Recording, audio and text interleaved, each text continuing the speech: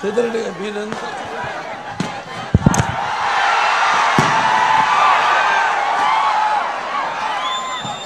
లేరు దూకేస్తారా? జనం మంచి దూకుల్లో ఉన్నారు.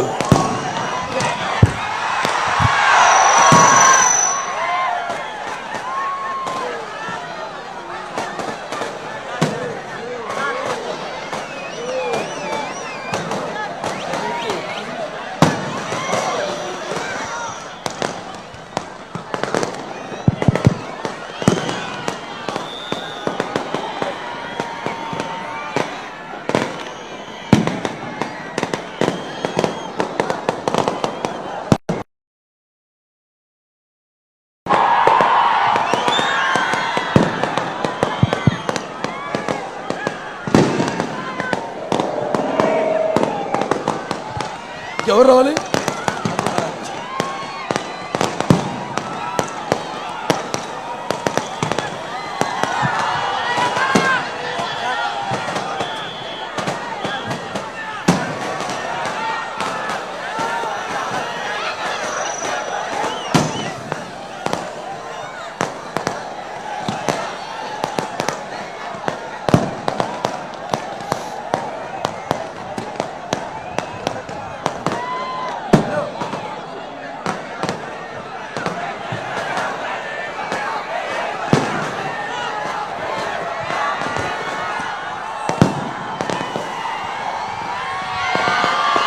అందరికీ నమస్కారం. నెల్లూరు ప్రవాసులందరికీ నా హృదయపూర్వక నమస్కారాలు. అది ఎక్కడి నుంచి మొదలు పెట్టాలి? నెల్లూరు పట్టణం ప్రవేశించిన దగ్గర నుంచి కూడా ముందు పిల్లలు, చెట్టు తమ్ముళ్ళు జెండాలు పట్టుకుని ఊపుతూ, అలాగే తర్వాత ఆడపడుచులు హారతులు ఇస్తూ, మన మూడు పార్టీలు, తెలుగుదేశం, అటు జనసేన, ఇటు బీజేపీ పార్టీల కార్యకర్తలు వాళ్ళ ఉరుకులెత్తుతున్న ఉత్సాహం, అభిమానం, చూపిస్తున్న అభిమానం, అలాగే ఈ యొక్క మన ప్రజాస్వామ్య పరిరక్షణ కోసం బద్ధ కంకణులైన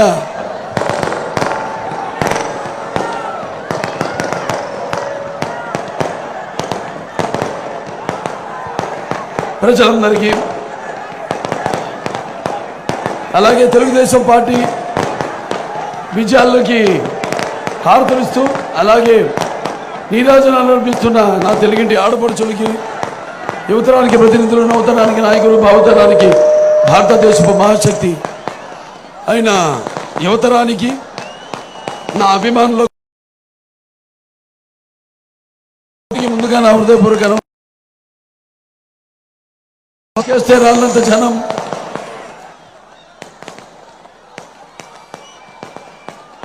అలాగే మన పసుపు ఆత్మవిశ్వాసానికి నిజమైన సంతకం.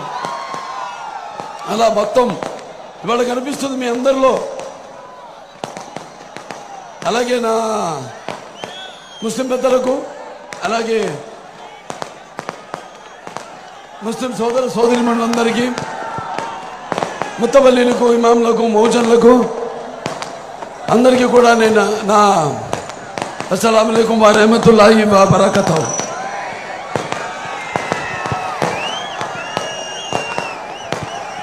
ఇప్పుడు ఇవాళ మన రాష్ట్రం చాలా క్లిష్ట పరిస్థితుల్లో ఉంది. కాబట్టి ఈ జరగబోయే ఎన్నికల రణరంగంలో మన భవిత కోసం, అలాగే మన రాష్ట్ర భవిత కోసం, మన భావితరాల భవిత కోసం మనం పోరాడవలసిన ఇదొక మహాకురుక్షేత్రం, మహాయుద్ధం. मैं हिंदुस्तान हूँ, हिमालय मेरे सरहदों के निगहबान और गंगा मेरी पवित्रता की सौगंध, तारीख के इंतजार से मैं अंधेरों और उछालों का साथी हूँ और मेरे खाक पे संगे मरमराने में चादरों में लिपटी हुई ये इमारतें दुनिया से कह रही है कि जालिमों ने मुझे लूटा, मेहरबानों ने मुझे नहीं संभाला, नादानों ने मुझे जंजीरें पहना दी और मेरे चाहने वालों ने उन्हें खान फेंका। सारे जहां से अच्छा हिंदू सिता हमारा, हम बुलबुले हैं कि इसके ये गुल सिता हमारा। ఇలా మత సామర్థ్యానికి అలాగే సర్వమత సౌభ్రాతృత్వానికి ఒక ప్రతీక మన దేశం. ఇవాళ మరి నాన్నగారి దగ్గర నుంచి కూడా మనం గుర్తు చేసుకోవాల్సిన అవసరం ఉంది. వాళ్ళ పరిస్థితులు అలా ఉన్నాయి. మరి ఆనాడు నాన్నగారు ముందుగా అటువంటి ఆయన కడుపులో జన్మనిచ్చినందుకు, నన్ను మీ అందరి గుండెలో ఆయన ప్రతిరూపంగా నిలిపినందుకు విశ్వవిఖ్యాత నట సార్వభౌమ, అలాగే నటనకి విశ్వరూపం ఏమిటో చూపించిన నటసింహం, అలాగే నాకు గురువైన, అంటే తండ్రే కాదు గురువైన, నా దైవమైన నందమూరి తారక రామారావు గారిని ఒకసారి తలుచుకుంటూ, ఎందుకంటే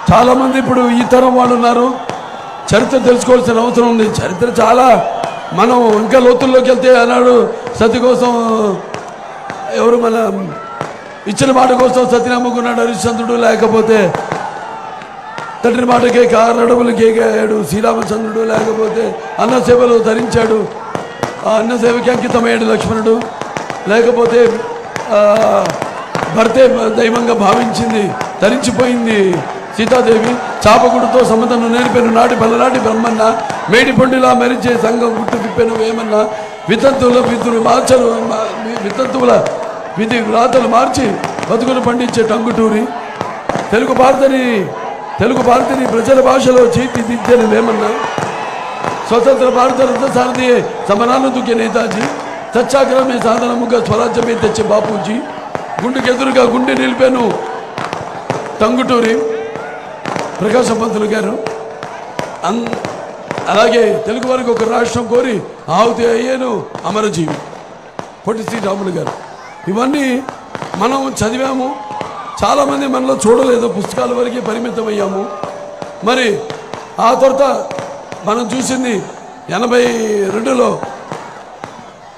మన అన్నగారు నందమూరి తారక రామారావు గారు తెలుగుదేశం పార్టీని స్థాపించడం, ఆ తర్వాత స్థాపించిన 9 నెలలకే రాజ్యాధికారాన్ని దక్కించుకోవడం, అలాగే అంతవరకు ఈ యొక్క అధికారంలో పదవులకు దూరంగా ఉన్న బడుగు బలిగిన వెనుకబడిన తరగతులు, అలాగే మైనారిటీలు అయితేనేమి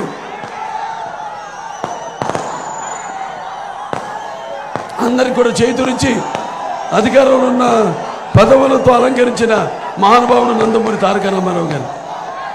మరి ఆయన ఒక చరిత్ర చూసుకుంటే సినిమా అంతా ఒక ఎత్తు అయితే ఆయన నటించని పాత్ర లేదు, అలాగే ఆయన చేయని ప్రయోగాలు లేవు సినిమా రంగంలో. అలా ఒక మహారాజు నుంచి, ఒక దేవుడి నుంచి, ఒక మహారాజు నుంచి, అలాగే ఒక పేదవాడి దగ్గర నుంచి అన్ని పాత్రలను పోషించి ఆయన సుస్థిరంగా మీ గుండెల్లో నిలిచిపోయారు. ఆ తర్వాత మరి ఆయన పౌరాణికాలు చేస్తేనేమో పౌరాణికాలు ప్రాణాలు పోసుకున్నాయి, సాంఘికం చేస్తే సామాజిక వర్గమలాలు అయ్యాయి, అలాగే జానపదం చేస్తే జావలీలు పడాయి, అలాగే పంచోపదులెక్కింది పాట నాటు నేర్చింది, కళామ తల్లి కన్నుల పండుగ చేసుకుంది, గలగల నమ్మింది ఆయన చూసి. మరి ఆయన ఆ స్థాయికి రావడానికి కారకులైన ప్రజలకు నేనేమిచ్చి రుణం తీర్చుకోగలను అంటే భావస్తురాని జన్మాంతర సౌహృదాన్ని అంటారు. అంటే పూర్వ జన్మలో మనం చేసిన ఉన్న పరిచయంతో ఈ జన్మలో ఆ వాసనతో కొంతమందిని మనం పొందగలుగుతాం. కానీ ఇన్ని లక్షల కోట్ల మంది అభిమానులు మరి ఉండడం, అప్పుడు మన ఆత్మగౌరవం, మన రాష్ట్రానికి మనం మద్రాసీలుగా పిలువబడుతున్న మనకి మన ఆత్మగౌరవాన్ని కాపాడడానికి, ఆత్మాభిమానాన్ని కాపాడడానికి, మన ఉనికిని చాటుకోవడానికి ఆనాడు తెలుగుదేశం పార్టీని స్థాపించడం జరిగింది. ఆ తర్వాత ఎన్నో విప్లవాత్మకమైన సంస్కరణలు తీసుకొచ్చారు ఆయన. మరి ప్రపంచంలోనే ఎవ్వడూ సాహసించలేని విప్లవాత్మకమైన పథకాలను అలా అంటే ఎన్నో సాహసోపేతమైన అలాగే ప్రజలకు ఆమోద్యమైన ఆనుకూల్యమైన ఉపయోగపడేమైన ఎన్నో సంస్కరణలు అలాగే ఎన్నో అభివృద్ధి కార్యక్రమాలు తీసుకోవడం జరిగింది. అందులో సామాన్యుడికి కనీసం జ్ఞానం ఉన్నవాడు ఇచ్చేది వాళ్ళకి అవసరమైన గుడ్డ. మరి ఆనాడు కిలో బియ్యం 2 రూపాయలకి ఇచ్చి ఈనాడు పేరు మార్చి దాని ఆహార భద్రత అని ఏదో అంటున్నారు. అది కిలో బియ్యం 2 రూపాయలకి ఇచ్చింది తారక రామారావు గారు. అలాగే పేదవాడికి కట్టుకోవడానికి సగం ధరకే ఈ చేనేత వస్త్రాలు, మరి అలాగే ఈ చేనేత కార్మికులకి దానివల్ల పరోక్షంగా వాళ్ళు తయారు చేసింది అమ్ముడు పోవడం, వాళ్ళకి జీవనోపాధి కల్పించడం. అలాగే పెన్షన్ ఆనాడు 30 రూపాయలు వృద్ధాప్య పెన్షన్తో మొదలైంది. అలాగే current bill unit horse power 50 రూపాయలకి, అలాగే భూమి శిస్తు రద్దు, అలాగే ఒక సామాజిక విప్లవం తీసుకురావడం అంటే మండలాలు ఏర్పాటు చేయడం అయితేనేమి, అలాగే ప్రజల వద్దకు పాలన దానివల్ల తీసుకురావడం, ఇలా ఎన్నెన్నో చేశారు ఆయన. అలాగే రాజకీయాల్లో మహిళలకు రిజర్వేషన్ అయితేనేమి, బీసీలకి రిజర్వేషను, అలాగే ఎస్టీలకు రిజర్వేషన్ అయితేనేమి, అలాగే ఎన్నో ప్రాజెక్టులు తెలుగు గంగ, హంద్రినివా, సుజల స్రవంతి, లేకపోతే ఈ గాలి నగిరి కానివ్వండి, ఇవన్నీ కూడా ఆయన మానసిక పత్రికలే. అక్కడి నుంచి అలాగే ఈ యొక్క మండల్ కమిషన్ పెట్టి ఆ మండల్ కమిషన్ సిఫార్సుల్ని అమలు చేయడం, అలాగే సర్కారీ కమిషన్ ద్వారా ఈ వాళ్ళ సిఫార్సులు అమలు చేయడం, ఇలాంటివి ఎన్నెన్నో కార్యక్రమాలు చేపట్టారు నందమూరి తారక రామారావు. అలాగే అప్పుడు ఎన్డీఏ ఫ్రంట్ చైర్మన్గా ఉన్నప్పుడు కేవలం మన రాష్ట్రమే కాకుండా యావత్ భారతదేశంలో సుమారుగా 10,000 కోట్ల మంది రైతులకు 10,000 లక్షల కోట్ల రూపాయలు ఆయన అందరికీ ఒక రుణాలను మాఫీ చేయటం జరిగింది. ఇలాంటివి ఎన్నెన్నో కార్యక్రమాలు చేపట్టారు. ఆ తర్వాత ఈ క్యాపిటేషన్ ఫీజు ఎవరికైతే చదువు దూరంగా ఉందో పేదవాళ్ళకి దానికి క్యాపిటేషన్ ఫీజు రద్దు చేసి ఆ ఉన్నతమైన చదువుని అందరికీ అందేలా చేయడం, ఇలా ఎన్నెన్నో చేశారు.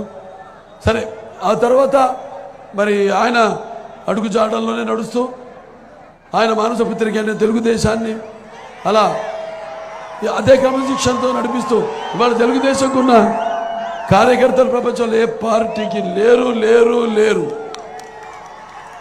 ఎటువంటి పరిస్థితుల్లోనైనా తెలుగుదేశం పార్టీకి అయితేనేమి, లేకపోతే మన రాష్ట్రానికి అయితేనేమి, ఎప్పుడు ఎటువంటి విపత్కర పరిస్థితులు వచ్చినా కూడా మీరంతా అండగా ఉంటప్పుడు 83లో పార్టీని గెలిపించి ప్రజాస్వామ్య ప్రభుత్వాన్ని ఏర్పాటు చేయడంలో అయితేనేమి, 84లో ఈ ప్రజాస్వామ్యాన్ని కూని చేసేటప్పుడు ఒక ఉద్యమం లేవదీసి మళ్ళీ తిరిగి ఆయన్ని పదవిచ్యుతుడైన ఆయన్ని పదవిలో మళ్ళీ ముఖ్యమంత్రిని చేయడం అయితేనేమి, ప్రజాస్వామ్యాన్ని గెలిపించడంలో అయితేనేమి, లేకపోతే మళ్ళీ మన అవిభక్త ఆంధ్ర రాష్ట్రం విడిపోయి ఆంధ్ర రాష్ట్రం ఏర్పడటం అయితేనేమి, మీరంతా తెలుగుదేశాన్ని ఓటు గెలిపించడం అయితేనేమి, మరి ఎప్పుడూ మీరు పార్టీకి అండగా ఉంటూ ఉన్నారు, మీ ఆశీస్సులు అందిస్తూనే ఉన్నారు.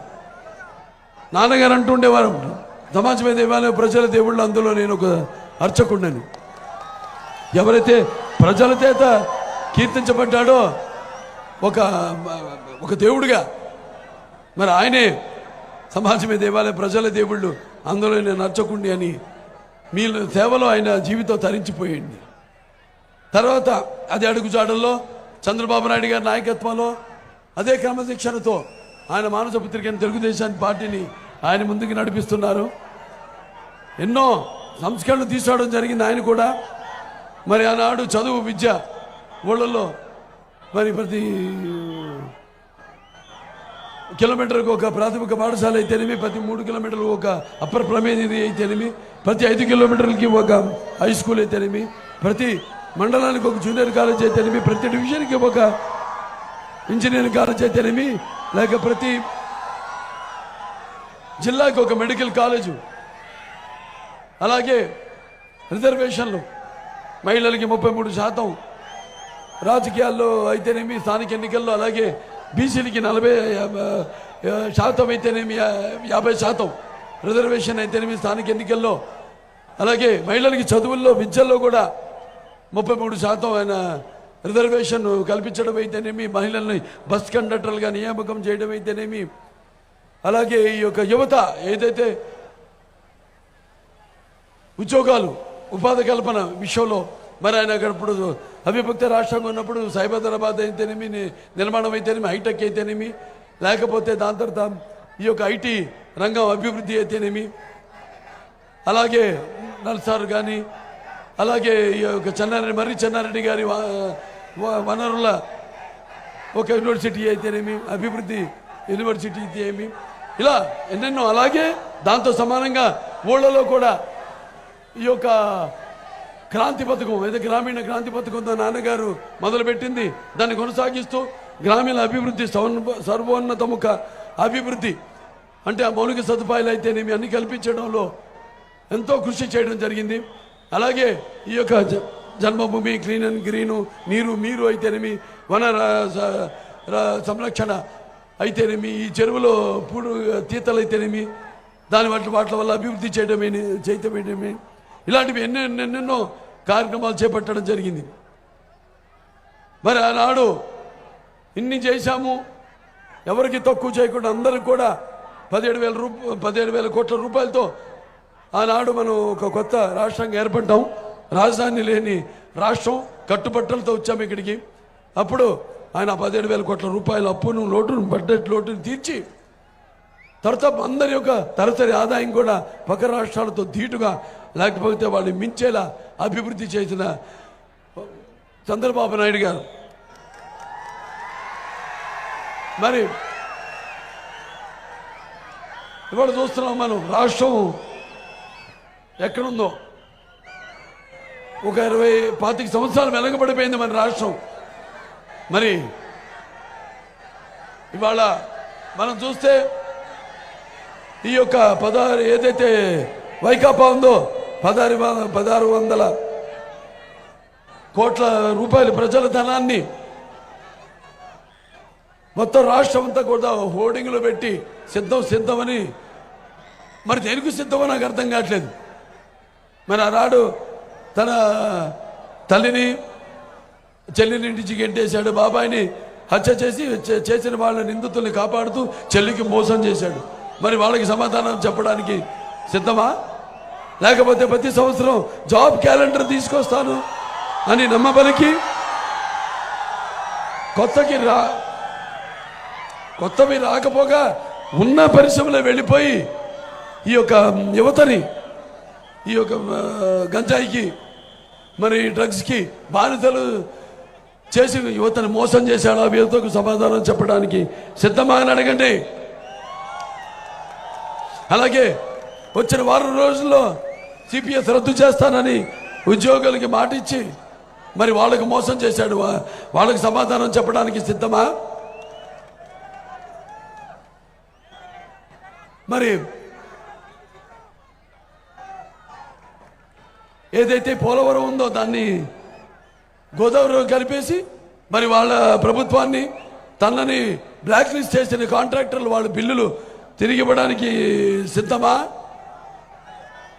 నా బీసీలు, నా ఎస్సీలు, నా ఎస్టీలు, నా మైనారిటీలంతా మరి చంపిన సవాల్ని డోర్ డెలివరీ చేసి నిందితుల్ని కాపాడుతూ మరి రైలు కింద పడి ఆత్మహత్య చేసుకున్న ఆ కుటుంబం వాళ్ళకి ఆ ప్రాణాలు తిరిగి ఇవ్వడానికి సిద్ధమా అని అడగండి. అలాగే ఒక పిల్లాడు తన అక్కని వేధిస్తున్నారని అడిగితే ఆ పిల్లాడి మీద కెరోసిన్ పూసి అతన్ని చంపేశారు. మరి అతని కన్నీళ్లతో ఆ కుటుంబం కన్నీళ్లు తొడవడానికి సిద్ధమా? అలాగే ఈ యొక్క రైతులు ఇవాళ మనం చూసుకుంటే ఇక్కడ కాకాని గోవర్ధన్ రెడ్డి ఉన్నాడు. కాకమ్మ కబుర్లు చెప్తాడు ఎక్కువ. అంటే నోరు తెరిస్తే అబద్ధం, కళ్ళు పడితే కబ్జా. కాకని గోవర్ధనుడు వ్యవసాయ శాఖ మంత్రి. ఇవాళ మరి ఎంతమంది రైతులు ఇవాళ మన దేశంలోనే మొదటి స్థానంలో ఉన్నాం అప్పుల్లో, ఆత్మహత్యల్లో. వాళ్ళందరికీ సమాధానం చెప్పడానికి సిద్ధమా అని అడగండి. అలాగే ధరలు ఇవాళ ఆకాశానికి అంటుకుంటున్నాయి. ఇవాళ మనం చూస్తే విద్యుత్ ఛార్జీలు 7 సార్లు పెంచేశారు, ఆర్టీసీ ఛార్జీలు 5 సార్లు పెంచేశారు. అలాగే పెట్రోల్ ధరలు అయితేనేమి, అటు డీజిల్ ధరలు అయితేనేమి, అలాగే పన్నులు, ఇంటి పన్ను, నీటి పన్ను, ఆస్తి మీద పన్ను, చివరికి చెత్త మీద కూడా పన్ను వేశారే. వాళ్ళవన్నీ తీసేయడానికి సిద్ధమా అని అడగండి. మాయలు, మోసాలు, అరాచకాలు, కుట్రలకు సిద్ధమా? మరి 100 ఏళ్ళ ముందు ప్రజలకు దొరకకుండా ఈ యొక్క ఇసుక పాత్రలను తవ్వేస్తున్నారు. అలాగే ఈ యొక్క చీప్ లిక్కర్ పేరుతో, అంటే ఈ జే బ్రాండ్ మద్యాన్ని ఏరులా పారిస్తున్నారు. కోట్లు, లక్షల కోట్లు దండుకుంటున్నారు. అలాగే ఈ యొక్క ప్రభుత్వం తయారు చేసిన కల్తీ మద్యాన్ని తాగి ఎంతోమంది ఆడపడుచులు తమ తాలిబొట్లను తెంచేసుకుంటారు. మరి వీళ్ళందరికీ సమాధానం చెప్పడానికి సిద్ధమా? మీరంతా కూడా ఇవాళ ఆలోచించండి. ఇప్పుడు ఈనాడు, ఆనాడు తెలుగుదేశం పార్టీ ఇప్పుడు వీళ్ళు చేసిన ఘోరాలు ఒకటి కాదు, అసలు మొత్తం అన్ని వ్యవస్థని అన్నిటిని నిర్వీర్యం చేసేసి జనం మధ్య చిచ్చు పెట్టి, మరి వాళ్ళ బీసీల విషయానికి వస్తే మరి అధికారంలోకి వచ్చిన వైకాపా ప్రభుత్వం బీసీలకి మరి ఎస్సీలకి వాళ్ళ సంక్షేమాన్ని విస్మరించి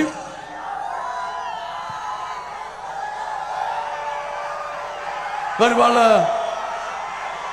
వాళ్ళని చిత్రహింసలు పాలు చేయడమే ఒక లక్ష్యంగా పెట్టుకున్నారు. ఇవాళ మనం చూస్తున్నాం అక్కడ మన కోవిడ్ విపత్కర పరిస్థితుల్లో మరి మాస్క్ అడిగితే డాక్టర్ సుధాకర్ని ఆయన మానసిక క్షోభ గురి చేసి బలవన మరణానికి కారకుడు అయ్యారు. అలాగే ఈ యొక్క జడ్జి రామకృష్ణ, ఆయన కూడా పలు కేసులు పెట్టి ఆయన కూడా మానసిక క్షోభానికి గురి చేశారు. అలాగే ఇదేంటని ఈ యొక్క ప్రభుత్వ వ్యతిరేకాన్ని, పద్ధతుల్ని, వాళ్ళ అరాచకాన్ని ప్రశ్నిస్తే పేద ఎస్సీలకు శిరోమండనం చేయించారు. అలాగే ఈ యొక్క ఎవరైతే ఈ యొక్క రాజధాని గురించి ఉద్యమించిన నాయకుల మీదేమో ఎస్సీ కేసులు పెట్టారు. అలాగే ఈ యొక్క ముస్లిమ్స్ విషయానికి వస్తే మన ముస్లిం మైనారిటీ సోదరిమణులు ఉన్నారు ఇక్కడ. అలాగే అతని ఎమ్మెల్సీ ఆనందబాబు దళితుడైన తన డ్రైవర్ని హత్య చేసి ఆ శవాన్ని డోర్ డెలివరీ చేయించారు. ఆనాడు తెలుగుదేశం ఎస్సీల కోసం ప్రవేశపెట్టిన 25 పథకాలన్నింటినీ రద్దు చేసేసాడు. ఇవాళ ఇలాంటివి ఎన్నో, అసలు ఒకటని కాదు, ఏవైతే మనం ఫైనాన్స్ ఈ కార్పొరేషన్స్ ఉన్నాయో బీసీ, ఎస్సీ, ఎస్టీ, మైనారిటీ, అప్పుడు మనం తెలుగుదేశం అధికారంలో ఉన్నప్పుడు సుమారుగా 75,000 కోట్ల రూపాయలు అన్నిటికీ మంజూరు చేయడం జరిగింది. అన్నీ కలిపి మరి వాళ్ళన్నింటినీ నిర్వీర్యం చేసేసి వాళ్ళన్నింటినీ మళ్లించేశాడు మొత్తం ఆ నిధులన్నింటినీ. ఇవాళ మరి మన భారం, అప్పు భారం ఇవాళ రాష్ట్రం మీద సుమారుగా 11 లక్షల కోట్ల రూపాయలు ఉంది. మనకిచ్చేదేమో ఈ పథకాల పేరుతో ఈ 3 సంవత్సరాలు గడిపేశాడు రాజధాని పేరుతో. ఆ తర్వాత ప్రభుత్వం ఎలానాళ్ళ పాలో చేతగాక ఈ యొక్క నవరత్నాలు ప్రవేశపెట్టి మన నవనాడులను విరిచేశాడు. తన అహంతో మన మెడలను విరిచేశాడు, మంచేశాడు. అలా మనం ఇప్పుడు ఒక్కొక్కళ్ళ మీద భారం ఎంత ఉందో మీరు ఒకసారి ఆలోచించాలి. అప్పుల భారం సుమారుగా 10 లక్షలు ఉంటుందండి ఒక్కొక్కళ్ళ మీద. 10 లక్షల రూపాయల భారం. రేపు మనం తీర్చాలి అప్పులు. ఎలా తీర్చడం కాదు, మనల్ని కొంతమంది ఉద్యోగాలు కాసుకొని వెలసెళ్తుంటారు. అతనికి కావాల్సింది అది కాదు, పూర్తిగా మనం ఈ రాష్ట్రాన్ని వదిలి వలస వెళ్ళిపోవాలని మొత్తం అందరం. రేపు ఈ భూమి మీది కాదు, మీ ఆస్తి మీది కాదు. కాబట్టి ఇవన్నీ కూడా గుర్తుపెట్టుకోండి. మీరు జరుగుతున్న పరిస్థితులు ఎలా ఉన్నాయి, దానికి పరిణామాలు ఎలా ఉండబోతున్నాయి. ఇవాళ తెలుగుదేశం ఈ యొక్క సూపర్ 6 మేనిఫెస్టోతో మీ ముందుకు వచ్చింది.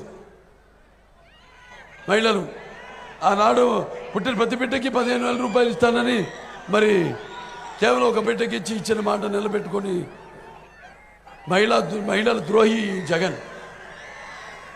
ఇప్పుడు ఇవాళ తెలుగుదేశం పార్టీ తన మేనిఫెస్టోలో ప్రతి మహిళకు కూడా సంవత్సరానికి 3 గ్యాస్ సిలిండర్లు, అలాగే బస్సులో ఉచితంగా ప్రయాణం చేసే సౌకర్యం, అలాగే ఈ యొక్క ప్రతి మహిళకి 1,500 రూపాయల నెలకి, అలాగే పుట్టిన బిడ్డకి ఎంతమంది బిడ్డలు ఉంటే వాళ్ళు చదువుకునే పిల్లలకి వాళ్ళకి 15,000 రూపాయలు, అలాగే ఏదైతే ఈ వృద్ధాప్య పింఛన్ ఉందో అవల తాతలు పింఛన్ ఏదైతే 2 లక్షల మందికి తీసేశాడో మళ్ళీ దాన్ని 3,000 కాకుండా దాన్ని 4,000 ఇస్తామని మన మేనిఫెస్టోలో ప్రకటించడం జరిగింది.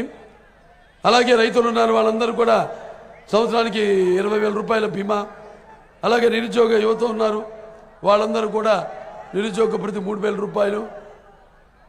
ఇలా అలాగే జాబ్ క్యాలెండర్, మెగా టీఎస్సీ, ఇలా మనకి 2020 విజన్తో ముందుకు వచ్చిన చంద్రబాబు నాయుడు గారు ఆ రోజు ఇవాళ 2047 విజన్తో మళ్ళీ మేము ముందుకు వచ్చాము. ఆనాడు కట్టుబట్టలతో మనం వచ్చాము. అయినా తిరిగి మన లోటు బడ్జెట్ మనం పూడ్చుకున్నాము. అభివృద్ధి అలాగే సంక్షేమం విషయంలో ఆనాడు అందరికీ తోఫాలు ఇచ్చేవారు, మన కానుకలు ఇచ్చేవారు, పండగలకి గిఫ్ట్లు ఇచ్చేవారు.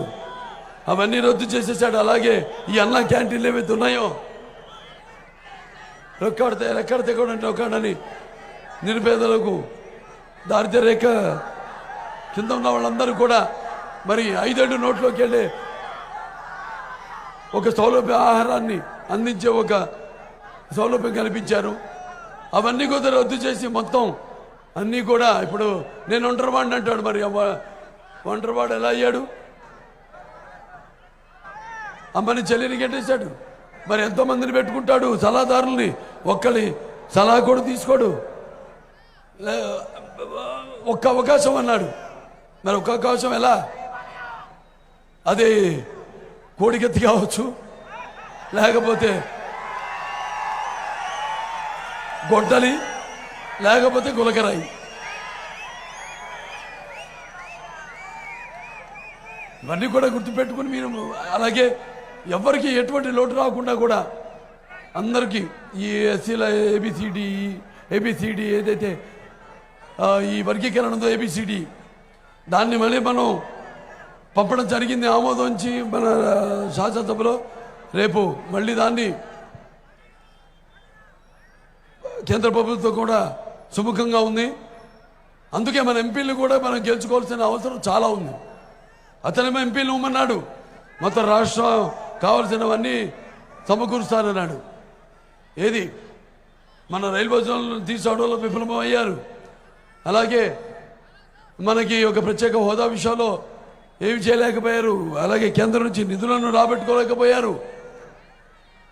వాళ్ళు ముస్లిమ్స్ ఉన్నారు, మైనారిటీస్, వాళ్ళకి ఏదైతే 4% ఉందో రిజర్వేషను, మరి అది రేపు వాళ్ళ చట్టబద్ధం చేయాల్సిన అవసరం ఉంది. దానికోసం కృషి చేస్తామని సభాముఖంగా తెలియజేసుకుంటున్నాను. అలాగే ఏదైతే ఇప్పుడు రేపు రాబోయే వస్తుంది, తప్పకుండా అమరావతి రాజధాని అవుతుంది. ఇవాళ చూసాం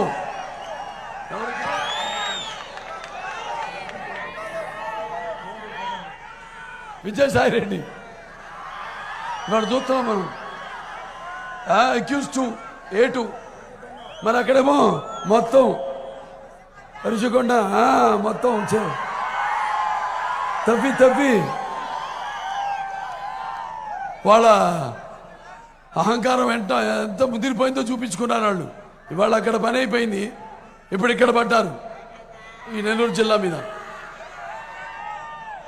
ఇవన్నీ కూడా మీరు మనసులో పెట్టుకుని ఇప్పుడు ఇవాళ 3 పార్టీలు కలిశాయి. తెలుగుదేశం పార్టీ, జనసేన అయితేనేమి, లేకపోతే బీజేపీ అయితేనేమి. ఈ యొక్క కూటమి శక్తిని ఎదిరించే శక్తి ఈ ప్రపంచంలోనే ఇంకెవ్వరికి లేదు లేదు లేదు. ఈ కూటమి అన్నది ఒక నిప్పుల ఉప్పెన, ఈ కూటమి అన్నది ఒక అగ్నిపర్వత విస్ఫోటన, ఈ కూటమి అన్నది ఒక పాశుపతాస్త్రం. మీరు తెలుసుకోవాలి, మీకు అభివృద్ధి కావాలా, లేకపోతే అరాచకం కావాలా, లేకపోతే మీకు సంక్షేమం కావాలా, లేకపోతే మీకు చీకటి కావాలా, చీకటి రాజ్యం కావాలా, లేకపోతే మీకు సమర్థవంతమైన పాలన కావాలా, ఒక రాక్షసుడి పరిపాలన కావాలా, లేకపోతే మీకు స్వర్ణ యుగం కావాలా, లేకపోతే రాతి యుగం కావాలా అని తెలుసుకోవాలి. మీరు రేపు జరుగున్న ఎన్నికల్లో మరి ఇవన్నీ కూడా దృష్టిలో పెట్టుకుని మీరంతా తరతమ భేదం అన్నీ, రక్తానికి జాతి లేదు, మాంసానికి మతం లేదు, చర్మానికి కులం లేదు, వాటిలన్నిటికీ అతీతంగా మళ్ళీ మన గత వైభవాన్ని పునరుద్ధం చేసుకోవడానికి, మళ్ళీ మన భవిత, మన రాష్ట్ర భవిత, అలాగే మన భావి తరాల భవితను దృష్టిలో ఉంచుకుని మనమంతా ఉద్యమించవలసిన అవసరం ఉంది. కాబట్టి మీరంతా కూడా ఉరకలెత్తుతున్న ఉత్సాహంతో ఈనాడు అందరూ ఇక్కడ శక్తిగా, ఒక సంఘటిత శక్తిగా ఇక్కడ ఉన్నారో అలాగే ఇదే సంఘటిత శక్తిగా మీరంతా రేపు రానున్న ఎన్నికల్లో మీ యొక్క, ఎందుకంటే ఈ యొక్క ప్రజాస్వామ్యంలో ఈనాడు మనిషికున్న ఆయుధం ఓటు. ఆ ఓటుని సద్వినియోగపరుచుకుని మీ ఉద్దేశాన్ని ప్రతిబింబించేసే, ప్రజాస్వామ్యాన్ని సంరక్షించే సరైన ప్రతినిధి ఎన్నుకోవడం, సమాజ స్థాపన కోసం, అలాగే సమాజంలో ఉన్న వ్యత్యాసాలను తొలగించడం కోసం, అలాగే ఈ యొక్క సామాజిక న్యాయం అందరికీ అందిపుకోవడం కోసం వినియోగించవలసిన పరమ పవిత్రమైన సాధనం అది. దాన్ని మీరు వెలకట్టో లేకపోతే కొదువు పెట్టో మీ యొక్క స్వార్థాలకి, మీ యొక్క స్వప్రయోజనాలకి దాన్ని వినియోగించుకున్నారో మీ ఓటుని మీరు దుర్వినియోగపరుచుకున్నట్టు అవుతుంది. మీ యొక్క స్వాతంత్రాన్ని, ప్రజాస్వామ్యాన్ని హత్య చేసినట్టు అవుతుందని మీ అందరు తెలియజేసుకుంటూ, పార్టీకి ఒకప్పుడు చరిత్ర ఒకవేళ చరిత్ర పుట్టలోకి వెళ్ళినప్పుడు అనిపిస్తుంది నాకు, మనం అన్నీ చెప్పాను మరి చరిత్ర జరిగినాయి. అలాగే శాతకర్ణి, గౌతమిపుత్ర శాతకర్ణి, అతను అప్పుడు అన్నాడు, మీరంతా ఇంతవరకు మన ఉనికిని కాపాడుకున్నాం, ఇక మన ఉనికిని చాటుకుందామని. ఇవాళ 2 ఉన్నాయి. మన ఉనికిని కాపాడుకోవాల్సిన అవసరం ఉంది మనకి, అలాగే మన ఉనికిని కూడా మనం చాటుకోవాల్సిన అవసరం ఉంది. కాబట్టి ఇవన్నీ దృష్టిలో పెట్టుకుని రేపు ఎన్నికల్లో మీరంతా కూడా మీ యొక్క పవిత్రమైన విలువైన ఓట్లను మన సైకిల్ గుర్తుకే వేసి, మరి ఇక్కడ అందరూ సామాన్యాలు కాదు, బాగా తలపండిన ఇది రాజకీయాల్లో. రాజకీయం అంటే ఏంటి? రాజకీయం అంటే ప్రజాసేవ. ఇలా ఫైల్స్ దోచుకోవడం, కోర్టులోంచి కాకాని గోవర్ధన్ రెడ్డిలాగా కాకమ్మ కబుర్లు చెప్పే ఫైల్స్ ఏదో. ఇప్పుడు ఇవాళ ఈ యొక్క నెల్లూరు పట్టణాన్ని మనం ఎంతో అభివృద్ధి చేయడం జరిగింది. ఇక్కడ ఇవాళ సుమారుగా ఈ యొక్క నెల్లూరు కార్పొరేషన్ పరిధిలోనే సుమారు 2644 కోట్ల రూపాయలతో సుమారుగా 47,966 ఇళ్ళు మనం నిర్మించడం జరిగింది. అలాగే నెల్లూరు నగర ప్రజల యొక్క చిరకాల కోరిక అండర్ గ్రౌండ్ డ్రైనేజ్ వ్యవస్థ. దానికోసం మరి ఆనాడు తెలుగుదేశం అధికారంలో ఉన్నప్పుడు 581 కోట్ల రూపాయలతో దాన్ని మొదలు పెట్టడం జరిగింది. 90% అయిపోయింది. కానీ ఇప్పుడున్న ఈ ప్రభుత్వం దాన్ని పూర్తి చేసే పాపానికి పోలేదు. దాని తర్వాత ఈ యొక్క నగర ప్రజల యొక్క దాతి తీర్చడం కోసం సంఘం బ్యారేజ్ నుంచి మరి వారం మొత్తం 24 గంటలు నిరామయంగా ఈ నీళ్ల సరఫరా కోసం ఆనాడు 582 కోట్లు వెచ్చించి ఇప్పుడు ఉన్న ప్రభుత్వం ఏమో దాన్ని ఇంతవరకు పూర్తి చేసిన పాపానికి పోలేదు. అలాగే మన నెల్లూరు పట్టణానికి తలమానికంగా ఉన్న ఈ యొక్క నెల్లూరు చెరువు కట్ట మీద ఎన్టీఆర్ నెక్లెస్ రోడ్ నిర్మించడం జరిగింది. ఏం తమ్ముడు? అలాగే ఇక్కడ ఎంతో ఈ రొట్టెల పండగ బాషాది ఏదైతే ఉందో దర్గా దాని అభివృద్ధి కోసం మరి ఆనాడు 20 కోట్ల రూపాయలు వెచ్చించడం జరిగింది. అలాగే ఈ యొక్క 16 కోట్లతో ఈ యొక్క ప్రతిష్టాత్మకమైన రంగనాథ స్వామి గుడి ఘాటు నిర్మాణం అయితేనేమి, శివాలయం కోనేరు యొక్క అభివృద్ధి చేయడం అయితేనేమి జరిగింది.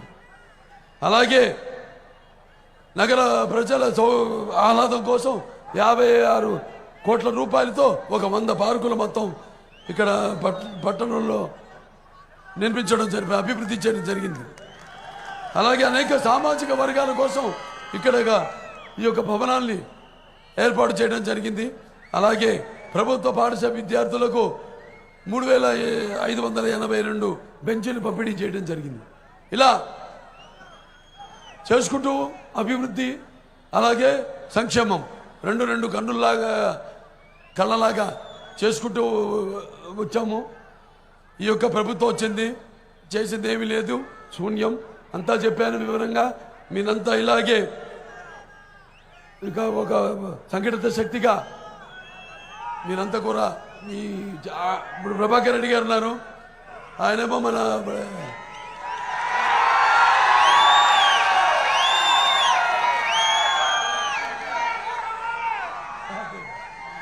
ప్రభాకర్ రెడ్డి గారు, ఆయన అక్కడ వైకాపా ఎమ్మెల్సీఏ.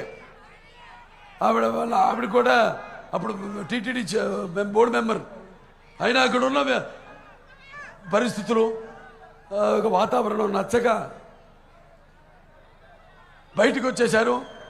వాళ్ళ మరి ఆల్రెడీ ఎంతో ప్రజాసేవలో వాళ్ళు చేస్తూనే ఉన్నారు. ప్రజాసేవ ఉదయగిరిలో మరి అక్కడ ఫ్లోరైడ్ రహిత బాధితులకి అక్కడ ఈ ఒక సురక్షిత తాగు నీరు మినరల్ వాటర్ ప్లాంట్లు సుమారుగా మొత్తం జిల్లాలోనే ఒక 150 ప్లాంట్లు పెట్టుంటారు. అలాగే ఉచితంగా విద్యను అందిస్తున్నారు అందరికీ. ఇక్కడ మన పట్ల స్కూల్ నడుపుతున్నారు. అలాగే నారాయణ గారి గురించి చెప్పక్కర్లేదు.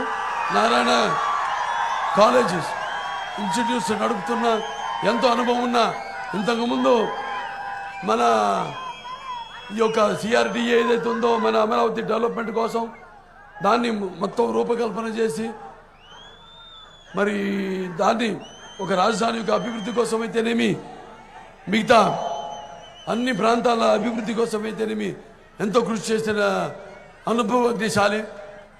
సో వాళ్ళని ఆశీర్వదించవలసిందిగా రేపు ఎన్నికల్లో వాళ్ళని అత్యధికమైన మెజారిటీతో అఖండమైన అఖండమైన విజయాన్ని చేకూర్చవలసిందిగా ప్రజాస్వామ్యానికి, మీ యొక్క భవితకు, రాష్ట్ర భవితకు, భావితరాల భవితకు అందించవలసిందిగా కోరుకుంటూ మరి ఎంతో అభిమానం ఆయన కోటరెడ్డి శ్రీధర్ రెడ్డి గారు రూరల్ అభ్యర్థి. మీ అభిమానుల్లో ఆయన కూడా ఒకడు. మీ అభిమానులు ఆయన కూడా ఇంతే, ఎంతో నాలాగే మేమంతా కూడా ఉన్నవాళ్ళం. ఇక్కడ ముక్కుసూటుగా మాట్లాడేవాళ్ళం, గుండె పెద్దలు ఎలా మాట్లాడేవాళ్ళం. ఏది దాచుకునే రకం కాదు మేము. కుండ బద్దలేలా ముక్కుసూటిగా మాట్లాడే రకం ఏమున్నా కూడా. అలాగే అదే నచ్చి ప్రజల్లో మాకున్న ఈ స్వభావమే, మా యొక్క ఈ అంకిత భావం అయితేనేమి, ప్రజాసేవ చేయాలన్న అంకిత భావం అయితేనేమి, అకుంఠ దీక్ష అయితేనేమి వీటన్నింటినీ పరిగణనలోకి తీసుకుని మమ్మల్ని ఆనాడు మరి గెలిపించడం జరిగింది, శాసనసభకు పంపించడం జరిగింది.